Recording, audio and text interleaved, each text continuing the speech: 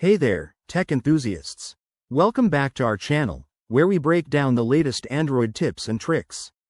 Today, we're diving into something super useful: how to view previously installed apps on your Android device in 2025.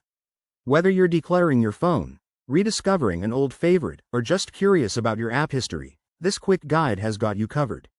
Let's jump right in. First things first, make sure your Android device is updated to the latest version, Android 16 or whatever's current in 2025, to access these features smoothly. Start by opening the Google Play Store app, which is your go-to hub for all app-related activities.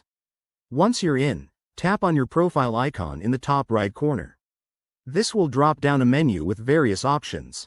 Next, look for the Manage Apps and Device option and give it a tap.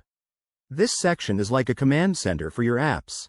Scroll down to the Manage tab, and then select Installed or Library. Depending on the update, it might be labeled as App Library to show your history.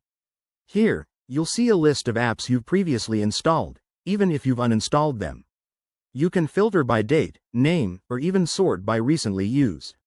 If you want more details, tap on any app in the list. This will show you when you installed it, its size, and any updates available. Pro tip: if an app isn't showing up, try clearing the Play Store cache by going to your device settings, then Apps, selecting Google Play Store, and hitting Storage and Cache. That usually fixes any glitches. And there you have it. That's how you easily view your previously installed apps on Android in 2025. This feature is a game changer for keeping your device organized. If you found this helpful, give it a thumbs up, subscribe for more tech tutorials, and drop a comment below if you have any questions. Thanks for watching, and see you in the next video.